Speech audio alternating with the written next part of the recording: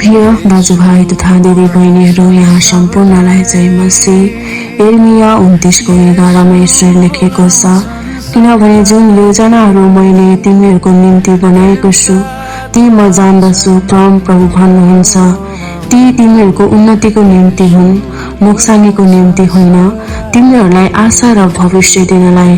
कहिलेकाहीँ जीवनमा सबै ढोका बन्द भए जस्तो लाग्छ। हामी धेरै प्रार्थना गर्छौँ तर उत्तर ढिलो भएको जस्तो देखिन्छ।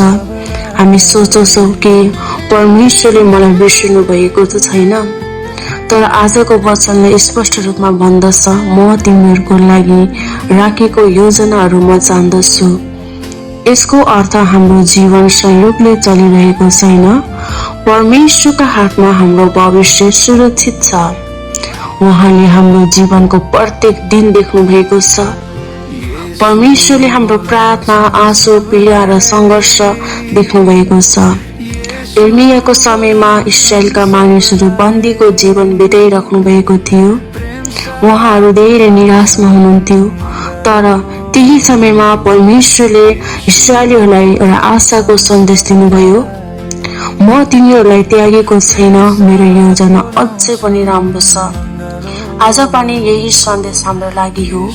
यदि तपाईको जीवनमा कठिनाइको समयहरू गइरहेको छ भने परमेश्वरले तपाईँलाई त्याग्नु भएको छैन। उहाँले तपाईँको जीवनमा काम गरिराख्नु भएको छ। कहिलेकाहीँ परमेश्वरले उत्तर ढिलो दिनुहुन्छ, तर हाम्रो परमेश्वर ढिलो हुनुहुन्न। त्यसैले धैर्य राख्नुहोस्, विश्वासमा ढिर रहनुहोस्, परमेश्वरको वचनहरू पढ्नुहोस्, निरन्तर प्रार्थना गर्नुहोस्। उहाँले सही समयमा तपाईँको लागि नयाँ ढोका खोल्नुहुनेछ र तपाईँको जीवनलाई उहाँको महिमाको लागि प्रयोग गर्नुहुनेछ।